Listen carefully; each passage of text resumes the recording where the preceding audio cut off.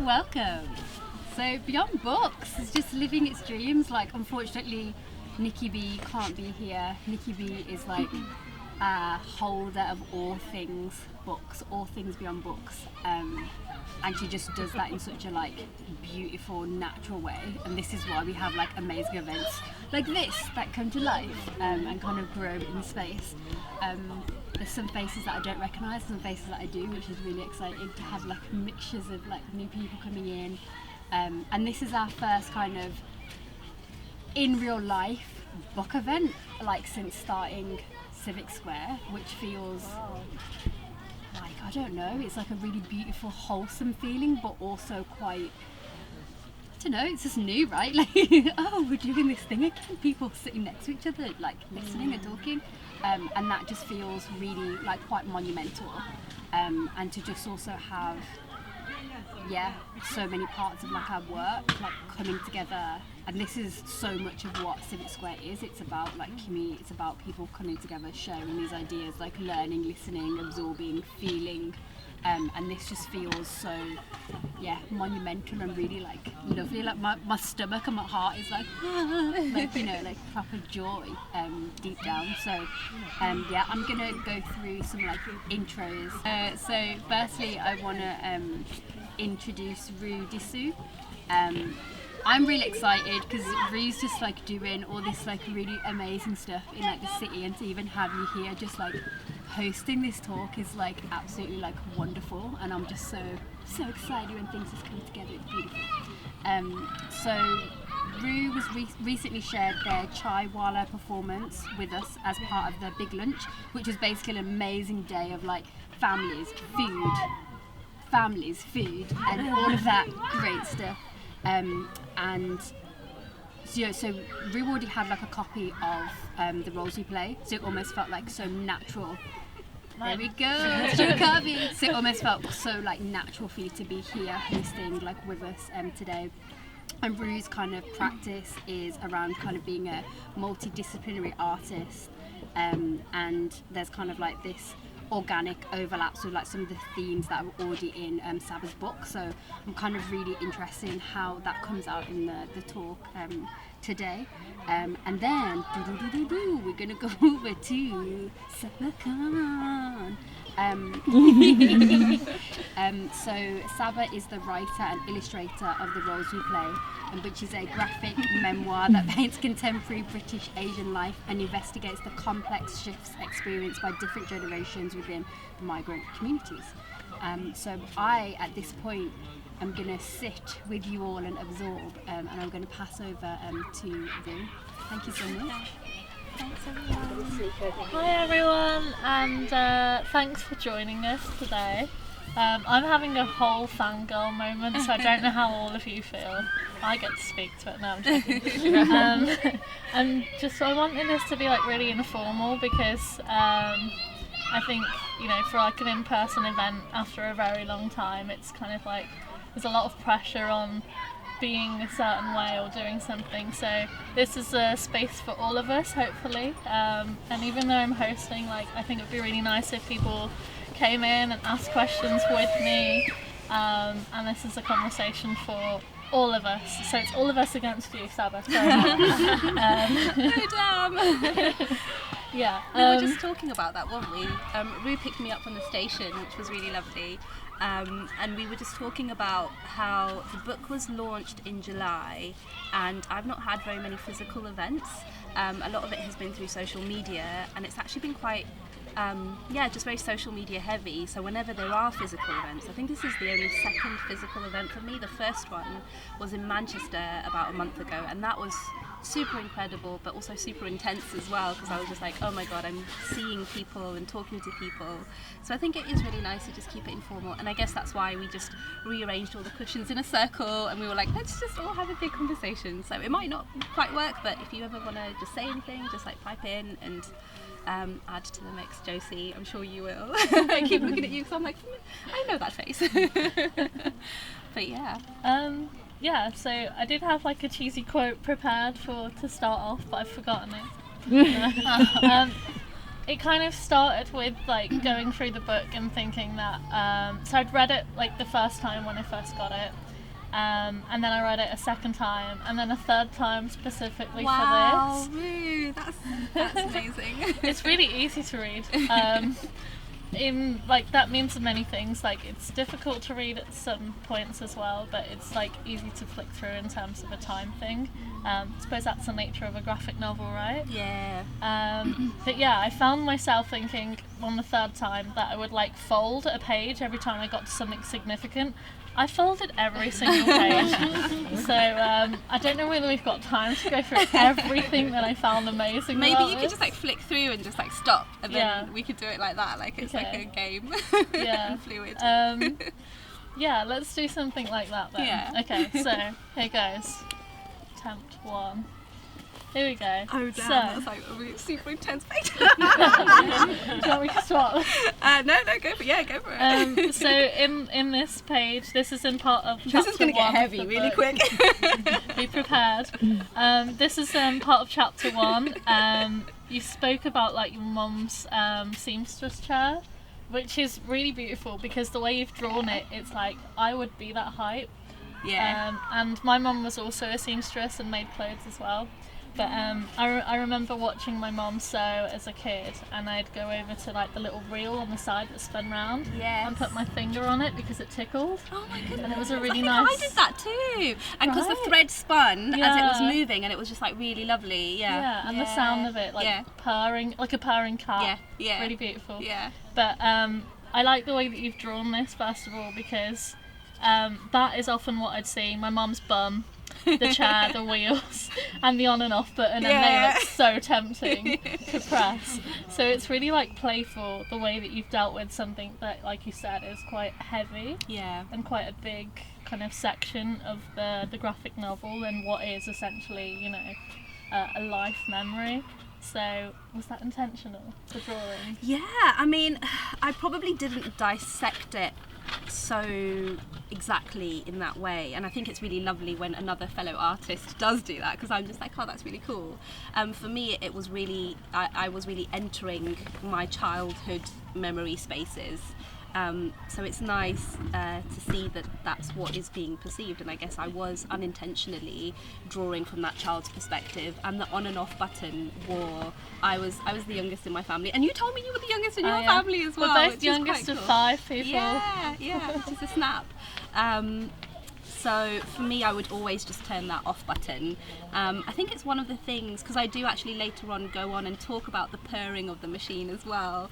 I think that's a real thing that is really part of that first generation of South Asian migrants, and it crosses Pakistani and Indian subcultures actually, where the seamstress, the role of the housewife and the seamstress really like was a real thing in the 70s and 80s, wasn't it? And it's a real dying art now, and just thinking about, I was listening to a radio show where they were talking about how it's just really difficult for slow fashion to be slow, and I was thinking about how back in those days we were, you know, I'm not necessarily talking about the importing of the fabric, but we were making our own clothes and washing them often by hand because they'd shrink otherwise, and all this sort of stuff. And it's just, I don't know, there's like a real beauty and nostalgia to it as well, and real, I guess, graft, because it was their way of survival. My mum was making money while she was doing that and clothing us at the same time, so it was just so charged. And yeah, it's such a beast in my memory actually. The sewing machine as an object, it was a real like living entity that she like engaged with, and that took her away from us as well, because she was on it all the time, like day in, day out, and yeah, it was a thing, like her and her relationship with her sewing machine. Yeah. It's like something that came out of necessity that we look back on and we kind of like with rose tinted glasses and becomes like something beautiful. And almost kind of like this really like melodic process, but actually something that was born out of necessity. And I think that's something, and survival, that speaks for the migrant experience. Like a lot of the time, all of these things that we're having to do out of necessity, or things that we've watched our parents and grandparents do in order to survive, in order to thrive in the country of the colonizer, so to speak, becomes something beautiful. And it's resistance. It's their way of really making it, for, you know, their way of putting food on the table, and her way of getting dual income, because at that time she couldn't speak the language. It was really intimidating to be outside, and it was one of the only few ways to actually make money as a South Asian woman, and it was a skill that she had that she could then transfer, and those the garments that she'd work on at the time were textiles factories in Whitechapel, which now no longer exist, so there's a real sort of passing of time as well. And as you were talking, I was just remembering, like, my mum actually has, I don't know if anyone else has this, it's really striking, maybe you're, like, I don't know, but she's got a bump on the back of her neck because of all of like her continuous bending down. And there's a bit in the book where she says, because I went into Central St Martin's wanting to do fashion because I wanted to be like my mum, and she really got there was a point where she was like, you know, this for me was survival, and it was pain, and I've got this bump on my back to prove it, and I don't want you to follow the same path. I saw a bit in the book where you spoke about going to uni, and your mom said, I've done that my whole life, I want something different for you. And it's that sort of, just that, I guess, honouring that pain that she's gone through, and the process that so many other mothers have had to go through to sort of do that, I guess. And that kind of links to the beginning of the book when you say that their generation was, you know, our generation is self-actualization, I think it was. That quote at the beginning. Like at the very beginning, it's a really beautiful quote. My parents were tasked with the job of survival, and I with self-actualization. The immigrant generational gap is real. What a luxury it is to search for purpose, meaning and fulfillment. Yeah, I think that tweet just pretty much sums up the entire book because it runs through everything. Yeah, it really does. It's really beautiful, like sentiments put in there, and I think it links to what you were just saying about parents. Yeah, definitely. I've stumbled upon another chapter now, and this one's completely random and completely unrelated to the seamstress. Let's do this. I love this. This is the chapter of the churel. Who knows what a churel is? I just want to say, I used to get called a churel when I was a kid. So I had really long, thick South Asian hair, and I wanted it down all the time. Oh no, my grandma would say it when she saw me going out, ready to go out for a night out, before I was like a little bit more subdued. She'd be like, you look like a churel, which is basically like way too much makeup and all this sort of stuff. I think they used to say that to all of us, because even with me, the moment your hair was out and you were looking gorgeous, they'd be like, churel. And or first thing in the morning when you just came down and like you got no respect, like why have you come downstairs, go and get ready. And then they tell you these stories when you're about to go to bed, and you're like, oh, okay. And I think, like, the subconscious centres. There's something really like poignant about this chapter for many cultures, because when I think of like paganism as well, and the kind of like the things that women had to go through, you know, being tested, being burnt on stakes and things like that. Is that the right word? Stakes? I don't know. Because they were thought to be witches, and had to prove themselves, and then were almost kind of taught to hate other women. Not to get white feminist about this, but in the book I see that happening here. So like there's this really like magical tale being told of the churel, but equally like it's like an inner battle, because your mom so like believes like so kind of stagnantly that this is a bad thing, and this is not what you want to become. A churel is like the worst ultimate, you know, thing for a woman to be. And then I guess I go on to try to embody that as well in my anger and in my rebellion later on, because I connect back to it. This was a really difficult one, I guess, because it's sort of going into the hidden and untapped parts of our sort of nightmares, I guess. Like there's so much folklore and so much storytelling around these dark female figures that you're often shown just to represent what you shouldn't be like and what you shouldn't behave like, and it's obvious, and it's part and parcel of our culture. So I think it was important for me to just put my finger on it and talk about it and connect it to my rage as well, because then in the next page I talk about how I use the churel and I use what she embodied, the fact that she was no longer part of society or part of family, and she was isolated and on her own, as actually a vehicle for strength and a vehicle to actually like forge your own identity and push forward, despite the fact that actually, because I guess family structures are a microcosm of wider social structures, and that's incredibly true for the South Asian stuff, especially when it's like ported over through migration. I think don't know if that makes sense. I feel like I've just blabbed. No, that makes complete sense. And I think there's something really powerful in the rebellion as well. Yeah. Like a lot of the time, you kind of think that rebelling or going against like the norm of the cultural norm, there's like a shame inherent in it as well. Yeah. So it's kind of like you're not, in terms of roles, like there's so many themes, like you're not Muslim enough, you're not Asian enough, you're not this enough. And then the churel is like the ultimate kind of like, I don't care. Yeah. I'm not going to be any of these things. Yeah. I'm going to be the churel. I'm going to embody that, and I'm going to kick back. And who says I have to fit into these boxes? That's really interesting, because I guess the fact that all those of us that have that heritage, we're all like, we were called that. So actually, it doesn't take much to go to that extreme extent. And there is an element of just being like, hey, Saima, hello Saima.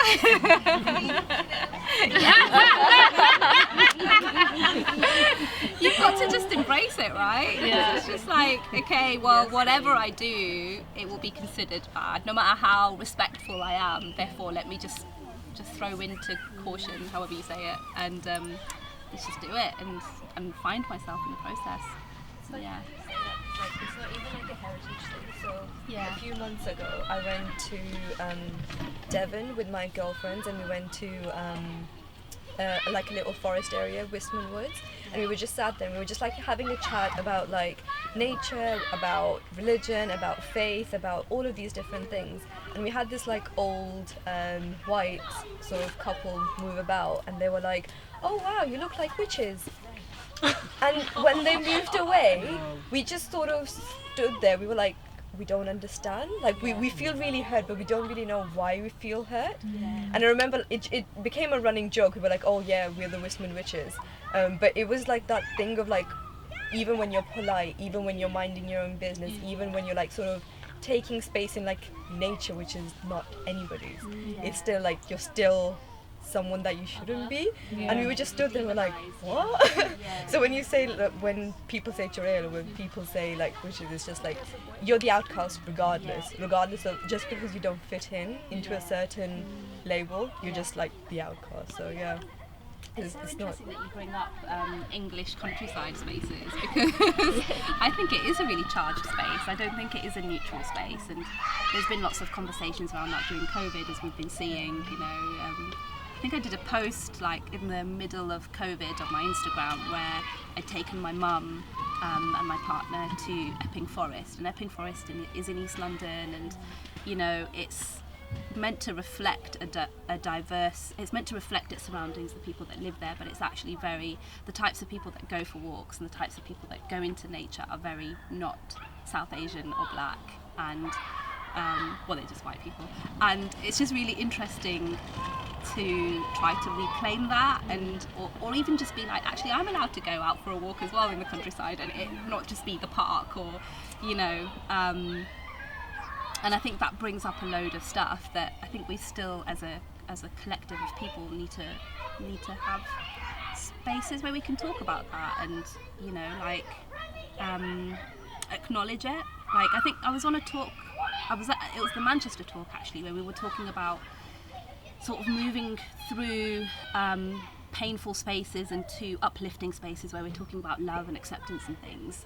But I think coming out of that, I was also just wanting to really acknowledge the everyday traumas and the things that actually that have just been built up across our lives within the first generation, second generation, and, you know, subsequent generations. And I think it is important to just make space for it and just be like, hey, this is what's happened, this is what I've experienced, and what have you experienced? And I guess through your vulnerability you move, rather than just being like, hey, we can just get over that and we can get to this like inclusive space where we're all like respectful. It's like, okay, I think if we were said that like a decade ago, it would have been a very different thing. But now it's a bit like, you know what, actually we are. Just because we don't fit your little label or tick box list, that doesn't make us any different. So I think it was about the reclamation of, yeah, you know, we are. Because I think in that initial moment we were a bit hurt. We were like, whoa, there are so many emotions running now, we don't actually know what we're feeling. But it was about that reclamation of, you know what, we're actually going to embrace it. We're going to embrace it because we don't care anymore. Because how bad it used to be a few decades ago, it's not the same anymore, because I think it used to be used to sort of outcast you. It wasn't something like, it was supposed to make you feel bad, but now I think those words don't hold that much meaning, because we're kind of like taking power and like, you know what, so what, so what. I am a witch, I'm going to cast a spell on you. Exactly. Totally. Yeah, and like on the topic of like reclamation, I feel like there's something that like runs throughout all of this novel, and it's kind of like finding where you fit into like these white Western structures, but finding where you fit within your own family or kind of like familial home as well. Yeah. And like what kind of structure that holds, and whether you fit into that or whether you don't, or whether it's not even as binary as that. Yeah. So like this chapter on the kind of like the bargain of patriarchy, that really spoke to me. Yes. And Sabba and I cheated a little bit, so we actually started talking about this in the car, and we're like, damn, we're saying all the good stuff, we need to save this is magic. But yeah, like I mean, I just like, for a little bit of myself, like I had a bit of we were talking about this in the car, so on the one hand, you'll go to your white therapist and they'll say like, oh, you know, the kind of like patriarchal structures, that's just part of your culture though, isn't it? You're like, no. And then like, you know, with your family, they'll kind of like, well, with certain Asian families, they'll kind of make you grow up to think that this is just part of who we are. Yeah. We have to protect our identity, and with every grain of truth that is completely correct, we do have to protect our identity. But I really don't believe that the patriarchal structure is part of our identity. So how do you see yourself fitting into the familial structures or tick boxes? Yeah, when you were saying that was really interesting, because I think I think as migrant communities we've become quite defensive, I guess, because it is that sort of attack on our sense of self and our autonomy, what we can do, what we dress like, what we speak like, where we go, where we don't go. These, you know, just open space. The fact that it's so charged that's just like the tip of the iceberg. And when you've got that level of, I guess, us and them mentality, and I think all of us in this tent can agree that that's been the discourse. And it just gets heightened and heightened, especially when you've got like Islamophobia and you know all these other labels and awful things. As a community of people, as a smaller group of people within a larger host, you'll start to hold on to those elements that it's almost like a kind of what's the word when it's like self perpetuating. It's almost like it's like a feedback loop, and you end up holding on to some of the negative things like the patriarchy. I don't know where, in terms of your question, I feel like in order to really unshackle from that, because that's been going on for like hundreds of years, because it's like we're just a symptom of the fact that we've moved over from 200 years of colonial rule, and there's so much baggage that has come with the people that have moved over. The way I see it in terms of my day-to-day, I feel like that, and that page in particular, because I'm talking about my brother, like just before that page, like my brother's like shouting at me and he's like, men are better than women, and it's just like such a like trite thing to say, but he, you know, and then I was like a little kid and we're like screaming at each other, and he's like, you know, this quite archaic traditional mindset, and my response to that is, you know, no, women are the same, and you know, this sort of like kind of wavering fledgling feminism at 9 years old. And my mum's like, you know, he is telling the truth, and I'm trying to break that down, and I'm like, well, actually there's so much stuff that's going on. These men who are traditionally patriarchal are in a position where they don't have the power, and then they exercise power within the family environment because it's a lot easier, and therefore you get these sort of quite misogynistic, quite violent environments, I think, as well. There's a lot of abuse that can happen, and I touch upon that. Like there's a lot of there's a lot of dark stuff that I think I just flit across, because I'm like, I think you do it in a really poignant way though, like because you feel it and you don't have to delve right into it in order to get the message across. Like we all know what you're talking about. Yes, and it's almost like the power is in what you don't say as well. And I think that's what I was trying to lean into, where I was just like, okay, the people that come from like traditional South Asian conservative families will know, and that's okay. As long as they know, then I don't need to spell it out. So there's a lot of that sort of undercurrent stuff. But I think in these pages, my purpose was to give love and to give a sort of empathy, and try to do the thing that nobody has done with me, which is like super zoom out and look at the bigger picture and be like, hey, what does this actually mean for my older brothers? What does this mean for me? And even though he's just, you know, I mean, I'm just saying he just shouted at me, I was like 9 years old, but like the memory is still... And it was about pool. Yeah. Yeah, exactly. I wanted to beat him at a game of pool, but he wasn't having it. But yeah, and I think it's really interesting because the whole exercise of like drawing it and reliving it as well, and then being like, okay, that happened, I've just drawn it, I've put it on the page, and I've done these like scratchy drawings where he's like shouting at me and I'm like trying to shout back at him. What do I then, these like, kind of cringe when I see them because I'm just like, oh gosh, I did that. And then what do I then make of it? How can I ease into this, and how can I look at this with compassion and try to look at the bigger picture rather than just the incident itself? And I think that is an offering that we as a community don't get from each other as well, and from other people, and I think that's where a lot of people have asked me like what my family think of this, and I'm just like, well, if they read it they'd see that it's an offering of love, and it's an offering of just trying to heal, I think, like a collective healing. And to do that, you gotta look at the traumatic stuff. You gotta look at the shit that gets you into the awful, like painful spaces, to then be like, okay, how do you move beyond that?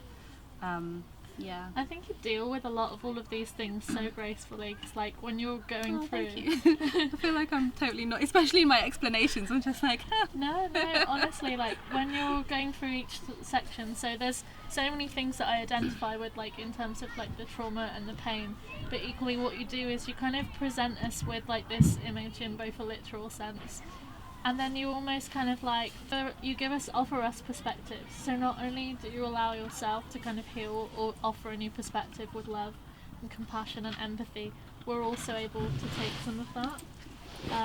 And I just find that really beautiful. And I'm skipping to the end really quickly just because it's so beautiful. But when you go swimming with your mom, and Sabba, hi, the shame, the shadow, she's wearing a two-piece, everyone. Oh my god. Yeah. That actually happened.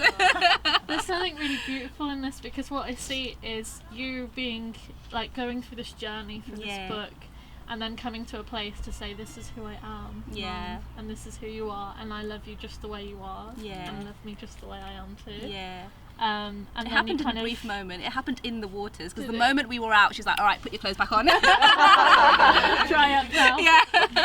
It was in the waters when it just completely, and that's the last pages. You revealed the big reveal. Sorry. Yeah. Yeah, why be linear? Why be structural? Yeah, exactly, We're against that, right? Let's yeah. get to the end first, the good bit. No, I'm joking. Totally. Then there's like the bit where she's giving you the evil eye just before. Yeah.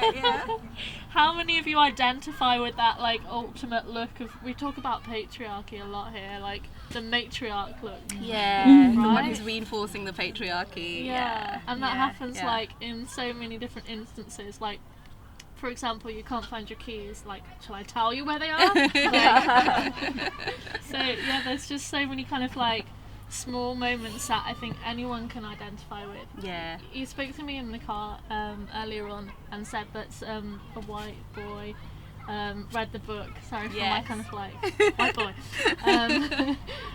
Identified with the book too. Yeah, Yeah, yeah. tell us And that about was that. really lovely. So that was just literally, I think, yesterday. And I showed my partner, who's also white, and I was like, see, other people are identifying it like you too. That was quite funny. But I've had lots of other South Asian females that have really resonated with it, but also just people from all over. And I think that's kind of where I wanted it to be, which is a bit trite to say, because you start off a project and, you know, arts council is like, who are you aiming this for? And I was like, everybody, which is like the exact, you know, it needs to be targeted and specific. So I obviously was just like, oh shit, I'm really not thinking about this enough. There needs to be a specific thing. But I think, because I think my aim is to try to move through, and I think people have said this, I'm quite specific in my storytelling as well. Like, I talk about the specific location that my family have come from, and the story of the migration around that, the fact that it's Mirpur, Saima, whoop whoop, Mirpur. And I think, yes, there we go, Mirpur. There's not enough conversation around our community. We're one of the biggest, I think 2/3 of the Pakistani diaspora is connected to the Mirpur region. I think it's on the backside, the map of Mirpur. It's basically, in the northern parts of Pakistan. You've got the Kashmiri side, the Indian side of Kashmir, and then you've got the Pakistan side of Kashmir. It's quite convoluted, even I don't know the full history. But there's a real legacy, a post-partition legacy that I don't think my family even properly recognise as well. And so I think for me this book was really just to define that for myself and for my family, and just pin down some facts and draw some parallels, and make sense of it. I forgot what I was saying now. Where was I going with this? Oh, okay, so it goes from specific. So it starts off with something super specific, super location based, and very specific to a group within the Pakistani diaspora. But for me, there was a lot of heartache and a lot of emotional movement to try to move beyond the specific events and towards like common human emotions. And I think that's where therapy is super powerful. And I've spoken about how, for me, therapy is magical. So working class background, I'm like, I think the only person in my family that's gone to therapy. And when I did a couple of years ago, I was like, oh my gosh, this is magic. Why do we all not have access to this? And isn't it a shame that you have to pay? Well, you either have to be like super like on the brink to get the NHS stuff and wait for however long you need to wait, or you go private and you've got the money, and if you've got the money then you're a certain type of person who has the money who can then do that. There was a whole like mental block that I had to go through in order to actually even go to a private therapist, and you know that it took me about 2 or 3 years to make that final movement, and the money that I was giving to it, not see it as a oh my gosh, this is such a like financial burden, but just see it as an investment back in myself.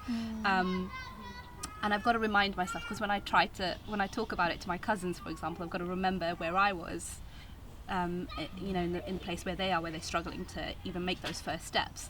But I think it's the therapy stuff that really helped me see what was magical and amazing about it is that there's this whole discipline that looks at your specific experiences, but then it's like, well, these are the coping mechanisms that humans use. This is the way the mind tricks itself, or not necessarily just tricks itself, but protects itself and tries to survive. And from childhood to adult life, the patterns that you end up adopting, and it makes so much sense.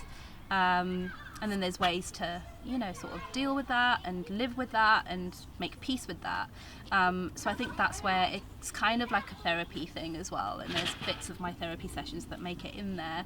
And I think it's that brings it to the universal. And I think that's where the white boy comes back in. And he could relate to it, because it's a lot of hard work to do that, to go through your internal gut emotions, to then be like, okay, let's zoom out. What does this mean for wider humanity and me within that? So I think that's what's allowed it to become that thing where Arts Council can be like, yes, it is actually for everybody. So I think it takes a lot of skill to be able to do that, and I really believe in time for me. Time.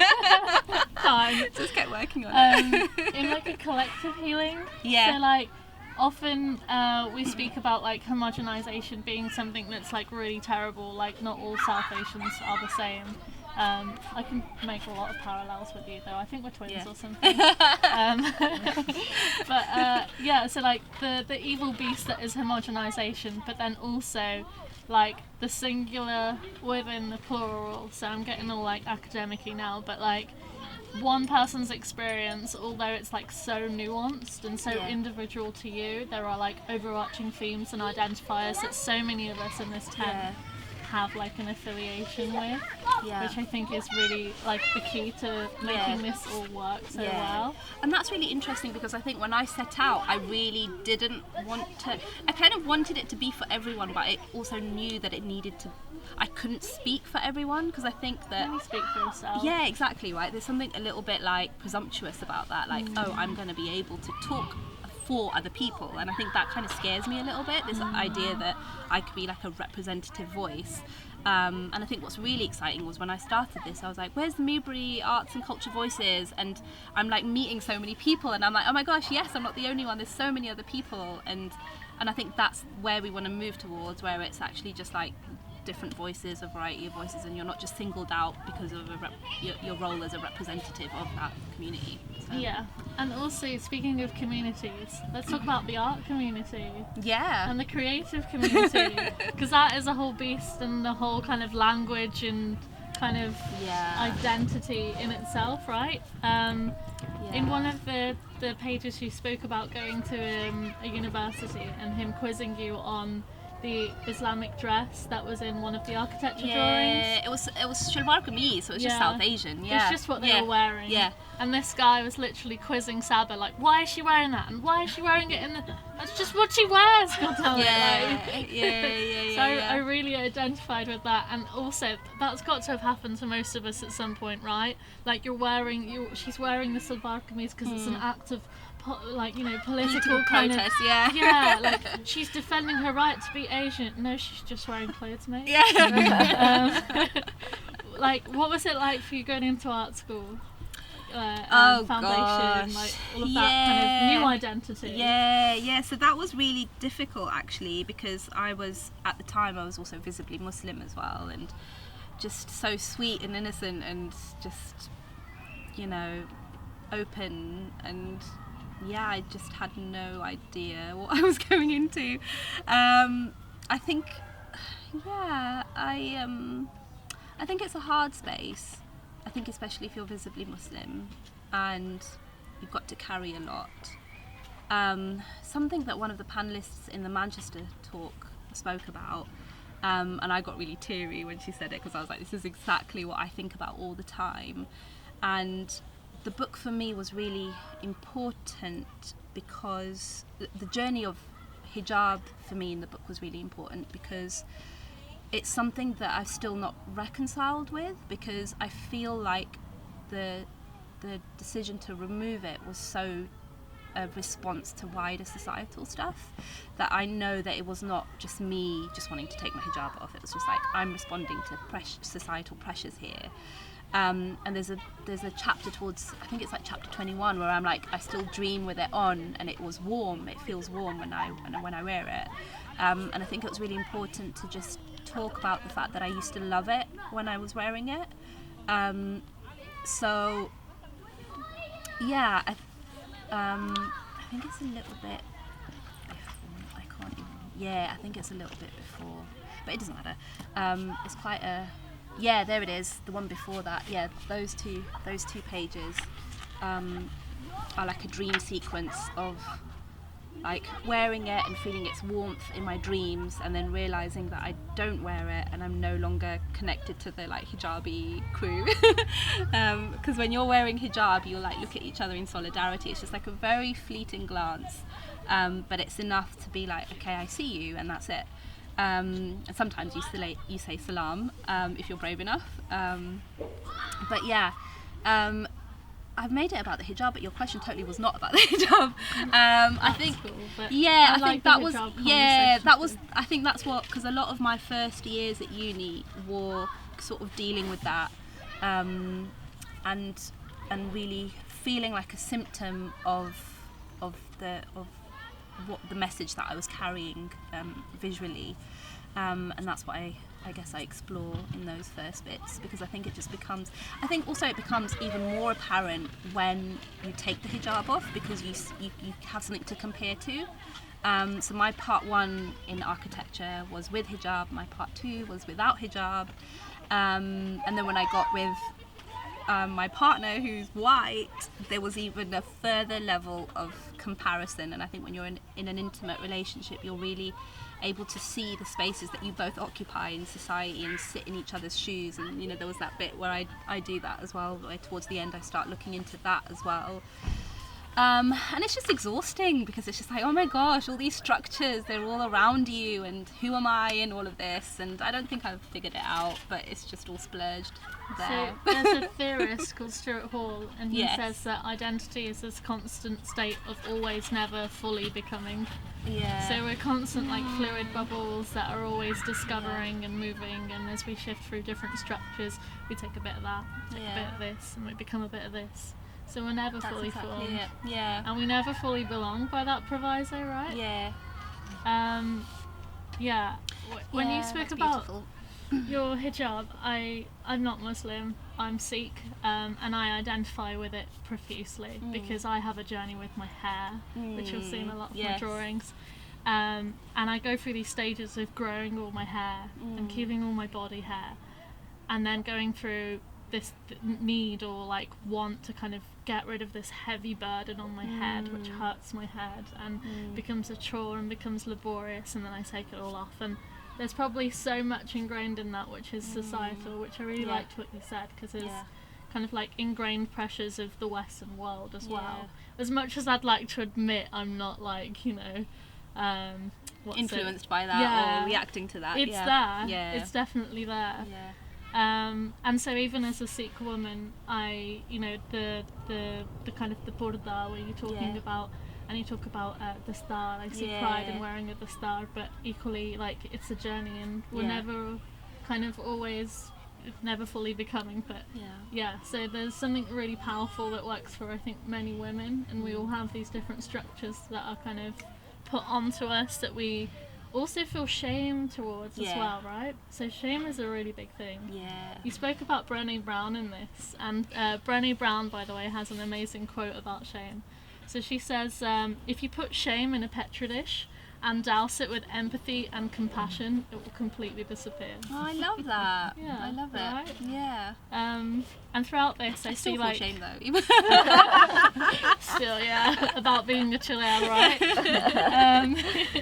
So looking through this book, like I constantly feel like elements of like allowing my shame to kind of disappear. Yeah. In like little moments of the book. How did you like kind of grapple with that when you were writing it? I felt like I was doing the same. I didn't know about that Brené Brown quote, but that sounds like exactly what I was trying to do. I was just like love and empathy and understanding, and we need this because I'm not getting it anywhere else, and it's like a service to myself in a way. And then that's really how the book really started. It was a space for me. Yeah, actually the book started before I started doing therapy, so it was my way of cathartically going through and processing things, and I think that just continued. I think it was a huge part of the process for sure, and I think that's why it's not a chronological read, because it kind of just jumps around between things that I think I need to address. Which is, I think this chapter kind of, this like first page illustrates that, because you're trying to work out how you should tackle the book. Yeah. Or with what lens, or who you're catering for, or whether you should talk about this, or whether that's not good enough to talk about, or... Yeah. And then it's just like, actually just, it doesn't have to be linear, it could just be in moments and fragments, and that's okay. And that also just conveniently helped with the actual production of the book as well, because it made it a little bit more piecemeal and easier to achieve, because graphic novels are not easy. You make it look so effortless. Thank you. I want to do one now. We should all make graphic novels and tell our stories. Graphic novels are incredible. I often do end up talking a lot about the in-between space between drawings and words as well, and how it's just so suggestive. You don't have to say much, but you're really inviting the reader to come in and draw those connections between those two mediums, and really put themselves in between the pages. I think that's part of the reason why it's speaking to people as well. And here's your Brené Brown quote that you found. Yeah, this one's about not fitting in. Fitting in is something. It's not belonging. It says, fitting in is about assessing a situation and becoming who you need to be accepted. And we've got a little box. Belonging, on the other hand, doesn't require us to change who we are. It requires us to be who we are. And then I'm open and the box is open, which is equally terrifying, because then the question is, vulnerability. Who are you? My God. Yeah. Which is the big question of life, and I'm sure we're all asking that of ourselves. In our own little mini existential crises. Yeah. Does anyone else want to come in here? What's your... Let's open a therapy session. What's your existential crises? Big question, sorry. It's a safe space. I think sisters fighting with brothers is a universal phenomenon. I certainly, when I was... Because it is like its own little social structure, isn't it? Where you have, the role that you play, and... Where do you come in the order of... I'm the children? youngest. Okay. I'm the youngest in mine, yeah. So I think my older brothers and sister don't like the fact that I just got all the love from mum and dad. And you were like the rule breaker, right? Yeah. Does anyone else identify with that? I'm the youngest and also a rule breaker, apparently. Yeah. Well, we feel that you got away with shit. We never got away with. Yeah. And I got all the love and attention that our parents were had kind of worked out the frustrations on the rest of us, and by the time they got to you, you got all the attention, and they just loved it. I remember my youngest sister, sitting on my mother's knee. My mother saying, "Oh, my darling, my baby," and me looking at her with daggers, and her looking at me going. That's exactly the relationship that I have with my sister, actually, because she's just like, how did you get away with getting married to a white guy? How did that even happen? And she in the 90s had like the most awful experience with mum and dad when they were like super traditional and super religious, and yeah, exactly, that made all of their mistakes on her, did all this shit to her, and then fast forward 15 years and they're like open and progressive with me, and I'm like, I'm so sorry, but yay. But it's difficult because it's also not your bird, it's not because of you, but I think I recently did a post, sorry, I keep talking about Instagram because this is the space where I'm like mostly like exercising things, but I read a book called Consumed, and that was looking at sister relationships as well, and she was the younger one, similar to us two. Her sister unfortunately passed away, and it was through her passing away that she then looks back at their sort of family constellation and tries to unpack that, and it's incredibly heavy. And on finishing the book, it really made me realise that that's another topic that I think we don't talk about in terms of migration, just the fact that you've got such a huge gulf from the beginning of a person's settling down a place and getting a job and getting financial security, their first child, to when they eventually have complete their family, and just that amount of growth and change that happens.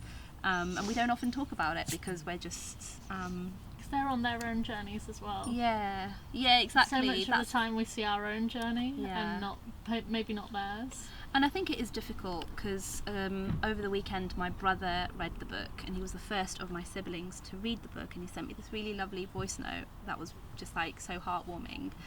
And we were talking about, I was talking to him about how I didn't feel like I could talk about my relationship so deeply with each of the siblings because it starts to overlap with their story as well, and it's not my story to tell. And you know, what do I do? Do I get permission from each of them? You know, or how do I go about it? So it was it's interesting, isn't it? Like, how do you navigate that space? And I think with that book in particular, the one that I read, Consumed, it was interesting that she started to do it once her sister had passed away as a public thing. It's just like, oh, is that the only time that you can do it? I don't know. It's charged stuff. Because often, you know, they have their stories, and then you end up projecting what you see onto them without ever hearing the other side. Like, it was quite nice to see that dynamic between you and this lady over here, because it was like you were kind of having that moment where you were like, well, you get everything, and it was just a kind of a sibling relationship playing out almost again. So if you had a moment to kind of if you did have like a moment to share a story for someone else, what do you think that would look like? Share a moment with a story. Yeah, as in, like, if you had the ability to speak for your sister, if you imagine what she would be saying back to you. Okay, yeah, I see what you mean. I think I would try to tell my brother's story, actually, because he's had a really interesting journey, and I think he's the elusive figure in our family. So I don't talk about this anywhere in the book, but actually I kind of mention him at the beginning. He's the brother that goes off to Pakistan. Yeah, the one who was sent away. Yeah, and he comes back, and he's really sort of just, if I were to psychoanalyze him, he's got abandonment issues, I think, because of that. And you can sort of see it in his decision making across his life, and he was the one who actually read the book, and that was, I think that would be a real honouring his story of when he left the family fold, because even that is just so charged. And there was once when I said to my mum, I was just like, you know, you all left Pakistan to come to this place, and then you sent your son back there at such a young age. And she just got really upset, and I was just like, I'm sorry for like stating the obvious. So I think there's like some real spaces of healing that could happen there, I think, as well. And I think it's still a continual, this idea of like going back home, and this romanticization of you know, those old values that are there, and you know, the community sitting on the Chardbai. Yeah. There's some really beautiful illustrations of the Chardbai here. Yeah, you make Chardbais, don't you? I do, and I feel like it's a space where, you know, so many members of the family can all fit onto a Chardbai. Yeah. It's brilliant. A Chardbai is like a 4-poster-legged bed, often woven. How else would you describe them? Yeah, it's a bed, somewhere where you dry vegetables, somewhere where you'd eat. It's like a sofa, yeah. It kind of looks like a jumper, the way things are working. Yeah. A day bed, a cot bed, or beedi, or a munji or a munjar. Munji, yeah. And that just speaks to it. Like, we have all these different names and words. There was a little bit in here as well where we spoke about languages and doing Urdu as a child. Yes. So the word for a woman was Janani. I say Janani too. Do you say that as well? I think it's like proper Punjabi. Word in the world. I remember when I was little and I learned this, I used to go around saying it all. Janani, really? My dad says that's rude to say it like that. Yeah. Janani. My mum says the same. Do they say it's rude? So I is the official word. Audit. yeah. So I think it's the class. I think that's where the class stuff comes in. I just think Because it's a great word. Isn't it? yeah. Is it a Chinani. Punjabi word? Yeah, when I was I like think it's 4 or 5, I just go around rocking the word because I was like, as if I could say this many syllables, and it's just such a great word. Yeah. Yeah. I really like the word chep chep. Yeah. Oh, okay. It means sticky. Oh yeah. I don't think that's actually a word though. I think it's like how it feels, and so they're like, yeah, it's like it feels like, yeah. I don't know. It might be a word. I don't know. Maybe. Can I ask what your experience of? Did you go to like Urdu classes? Yeah, so this was when I was growing up, so a lot GCSEs. young. I feel like we could do a whole book about our experience of having to go to Punjabi class and like how. Yeah, and like what it was like. And I'm so glad, like seeing my nephews now, their experience of it is very different. Yes. They love it. Yeah. They're like going to learn, whereas we were like hated it. pulled by a hair, like you've got to go, and then like you didn't tell your friends that you were going because you would have had to miss their birthday party to go, and you were the only kid that didn't go McDonald's because you got to go Punjabi class. Yeah. Whereas these lot, like the kids now, are loving it, Yeah. and there's actually some safeguarding stuff. Yeah. Like in the classes rather than like what used It's to the happen same to with us. mosques as well. I think like they're completely different now, and I think we used to like the mosque experience, and it sort of became like the Urdu. It was the same place actually where we did it. It was really about discipline and control, and like this is the culture, and this is what you're going to do, this is what you're going to learn, and you'd get your Hit by a ruler. the little bamboo sticks and things like that, and you wouldn't have any of that now. So You know, I our think it has parents would progressed be, for the like, best. Yeah. Beaten, wouldn't they? Like, Yeah. completely. And there's like a lot better culture. I actually really love watching my Yeah. nephews. Love the fact that they are learning this other language and they're so good at it, and the experience is really beautiful. And like even their experience of going and their friends, and it's like really. Like I'm really glad, and it's not a choice between sport or birthday parties or that, because the parents know, like spread it all out, make sure they can do it all, and it like if something clashes, it's not like force them to go do the thing that feels like least like all what everybody else is doing.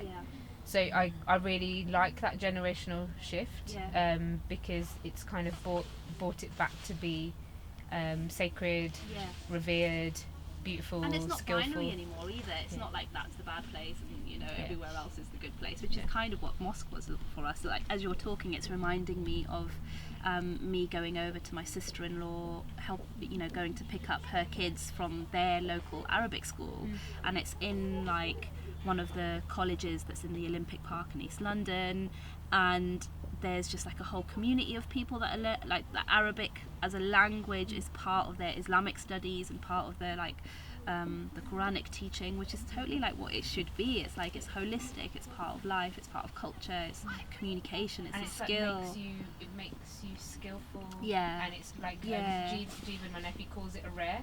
Like you know how they do swaps of cards. Yeah. He's like, we've got a rare, haven't we? Because we know 2 languages, and like, and even just seeing them in the park, like sometimes they have to go from here. Yeah. And like you can just hear Jeevan running, going, I've got to go Punjabi class, and he'll be it's running off. special, Whereas when we were little, it'd be beautiful. like, oh my God, don't tell your white friends you've got to go and go Punjabi class. It and never happens. got to change your clothes. It feels so much shame. But I don't even know what happened there. I haven't had the time to like really or have avoided analysing the whole thing. But I think it's because it just wasn't official. I think I mean our local mosque was someone's house that had been converted into a mosque, and it was just dark and dingy and crappy, and it was just something that you just shoved the kids into for like 2 hours in the evening every evening, and it's like actually it was fun sometimes. In hindsight, when I think about it, it was like extra school, in it. Like after actual school, it was like extra school, but you had different. Sometimes, like when I was a teenager, especially because you just messed around. As a teenager, it was great. You just got to hang out with your mates, and like you got into trouble. We got detentions in madrasa as well. So it was fun. It was fun at times. Yeah. So I used to have like this dual thing where I would be embarrassed with my friends, or like not embarrassed, but just I don't know, there was something, you just didn't bring it up too much, because it normally meant you were missing like the McDonald's party or something. And then on the flip side, I'd get there and really enjoy it and be cutting the vegetables and stuff, and then my cousins would be like such a swat like they'd all just be like, they always love you, don't they? And you love cutting all the vegetables. And so basically I'd be like, oh God, my friends hate me, my family hate me, I'm just trying to cut a vegetable here, man. Just let me live my best life. So it was always like, you know, like, oh, a bit too studious for all my cousins who were rebelling. It's a bit too shameful for my friends who were generally like white. I was just like, oh God. So I used to just sit. I used to literally remember just sit there. Like some days I'd just be like chopping up the bindia, taking the ends off, and like I just do remember now you've said it. I just remember this one day where I was just sitting there and like tears were just streaming down my thing because I was like, it was literally like nobody likes me, and it's interesting that whole like you were just always playing. Well, a different role, isn't it? You were never just like, I'm out here cutting this vegetable, living my best life, and I know 2 languages, and that's where the associations build up. And it's all just like a bit of that, and it's just interesting that you mentioned it. But for me, like in the existential crisis is more like how to when you've had grandparents and parents like mine who have done the most ridiculous things, right? Like so the ridiculous stories of their life, and they are so ridiculous. I like when I'm running, I remember them, and when I get to like my last K, I'm like, you can't get to the last K when your nanny came in a ship from India, you idiot, right? And I'm like this, and she's like had her kids being, and that's what I do, but like there's a joke of it, but the real thing for me is always like how much do I want to honour who they were and just step into being like strong and like not just getting on with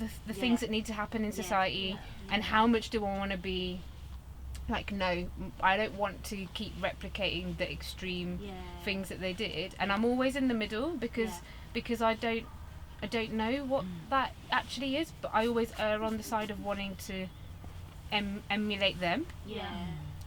But I can never figure out how much am I. It's like having their strength, power, and courage, but equally knowing that you have the privilege to rest, relax, and heal.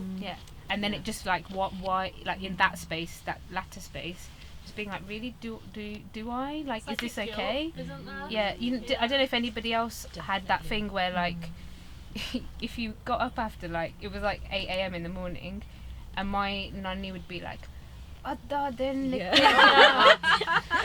which basically means it's like it's basically afternoon. Why haven't you got up? And then she'd be like, I've already done this and she'd be like, Amy, did your mother say there's a million jobs to be done? My mum would say, my mum goes in Punjabi, she'll say Raat nu sona nahi, swer nu uthna nahi, which means you won't go to sleep at night, then you don't get up in the morning. Now half the day's passed and I've basically saved the world before you. And it's like, and it's that, and it really helps me because I'm like, yo, like now I'm just like up. What am I doing? But when I was a teenager, I was like, yo, it's 8:05. What do you mean? And then you do my brother was quite like technical about it, and he was like, actually, technically, mummy, half the day hasn't even gone.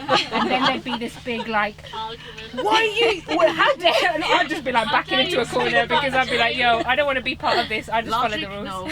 And it's fighting that battle in your head all the time. Like, and I see it in my mum now. She can't rest, and it's sad because it's just like, just allow yourself, be kind. You know, I mean, we see it on social media posts all the time. How much of that advice do you take yourself? Like, we're all hypocrites, right? We tell each other to rest, R&R, come on guys, and then like in the background you'll be like, oh, just like yeah.